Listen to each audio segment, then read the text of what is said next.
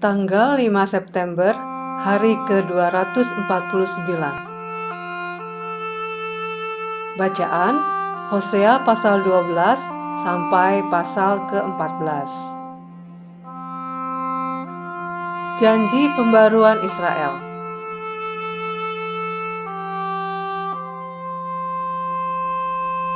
Garis besar.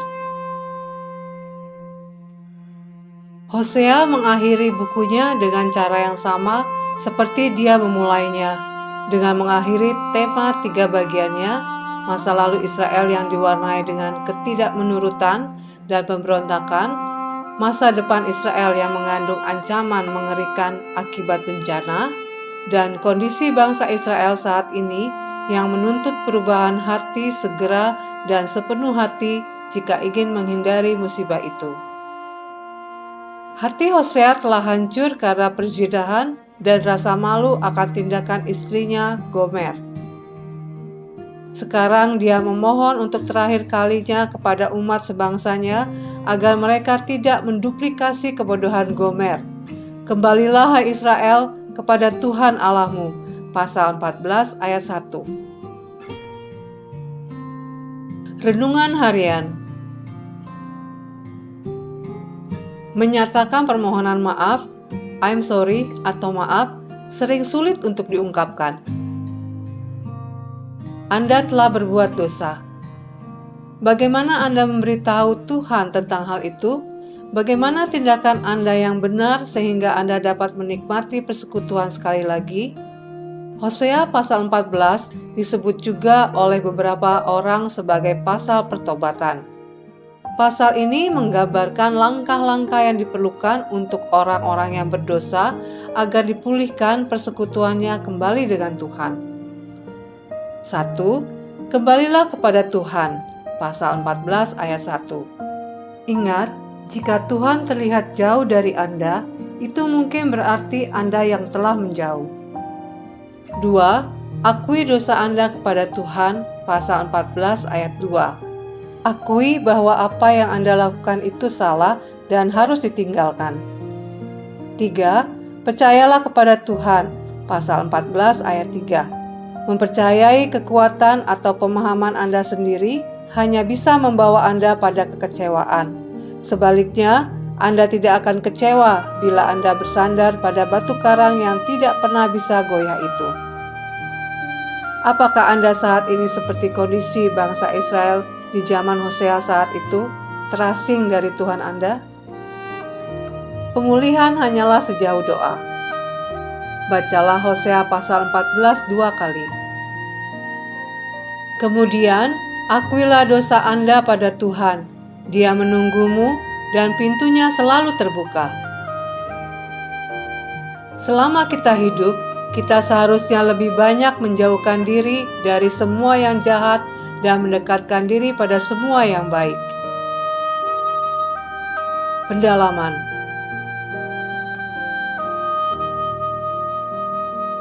Bagaimana Anda memohon? Hosea pasal 12 ayat 2. Dalam Hosea pasal 12 ayat 2 dan ayat-ayat berikutnya, Nabi Hosea menggunakan bahasa hukum saat Allah menggugat umatnya karena melanggar perjanjian.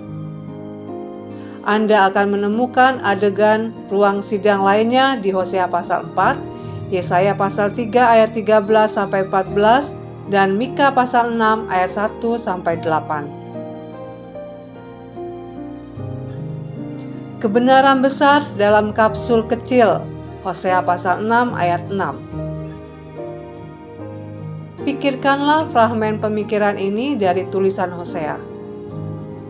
Kebenaran-kebenaran besar apa yang Tuhan ajarkan kepada Anda? Aku menyukai kasih setia dan bukan korban sembelihan. Hosea pasal 6 ayat 6. Masakan aku membiarkan engkau? Hosea pasal 11 ayat 8. Aku akan memulihkan mereka dari penyelewengan. Hosea pasal 14 ayat 5. Amin. Tuhan Yesus memberkati.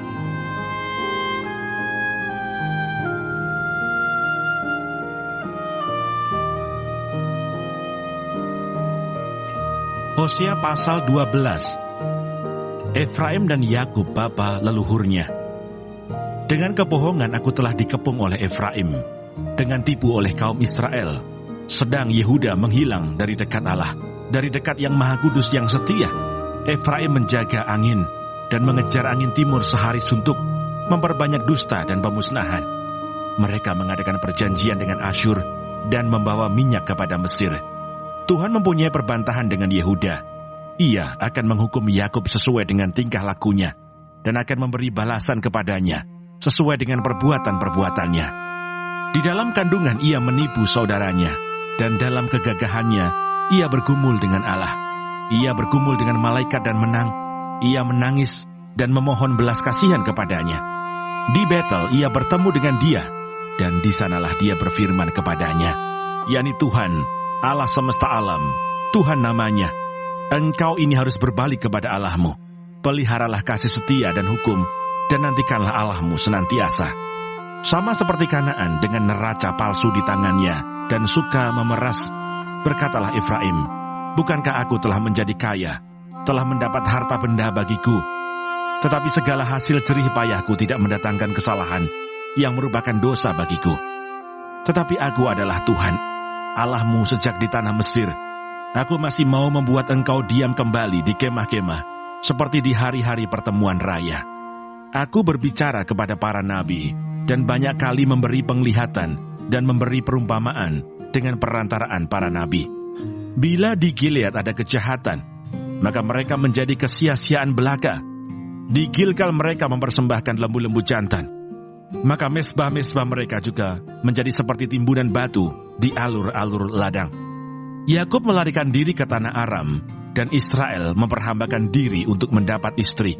Ya, untuk mendapat istri ia menjadi gembala. Israel dituntun oleh Tuhan keluar dari Mesir dengan perantaraan seorang nabi. Ya, ia dijaga oleh seorang nabi. Efraim telah menimbulkan sakit hatinya secara pahit, maka Tuhannya akan membiarkan hutang darahnya menimpa dia dan akan membalas celanya kepadanya.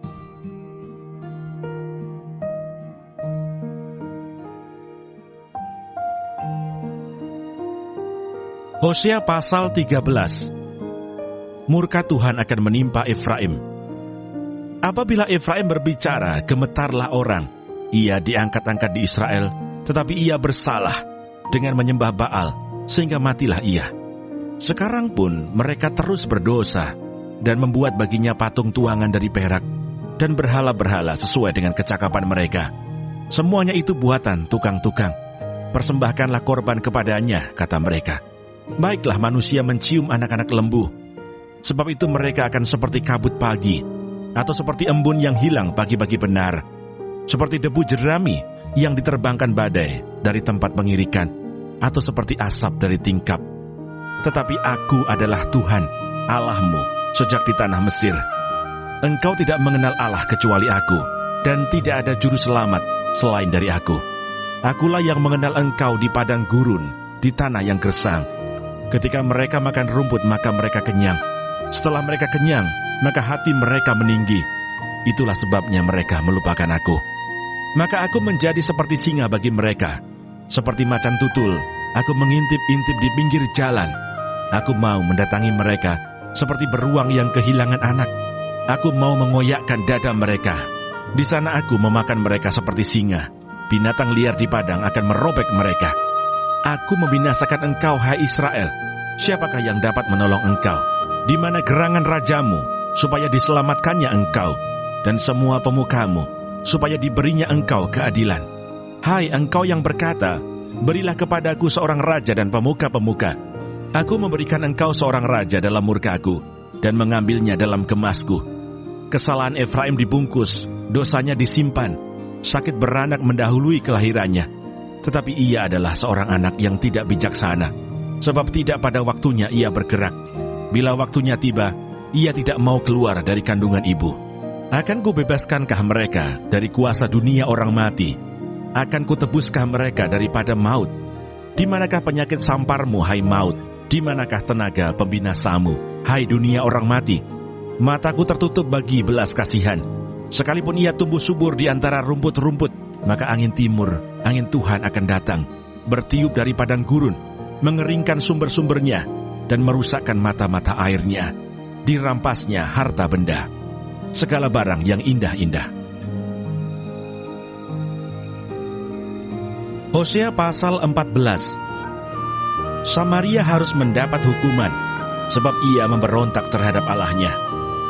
Mereka akan tewas oleh pedang, bayi-bayinya akan diremukkan, dan perempuan-perempuannya yang mengandung akan dibelah perutnya. Tentang pertobatan dan janji.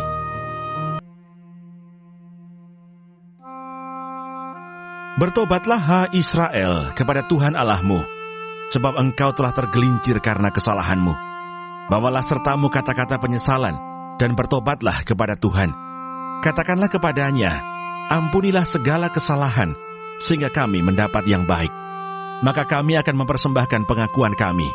Asyur tidak dapat menyelamatkan kami.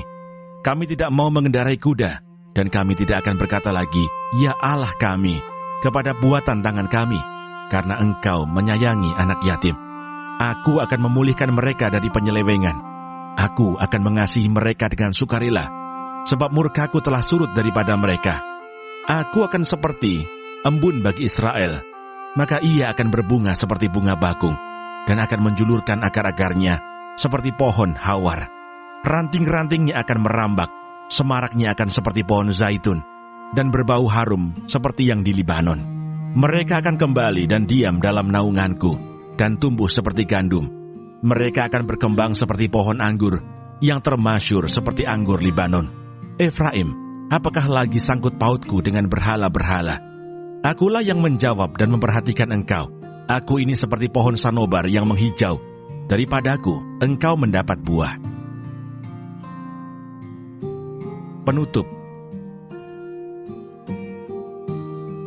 Siapa yang bijaksana, biarlah ia memahami semuanya ini. Siapa yang paham, biarlah ia mengetahuinya. Sebab jalan-jalan Tuhan adalah lurus, dan orang benar menempuhnya, tetapi pemberontak tergelincir di situ.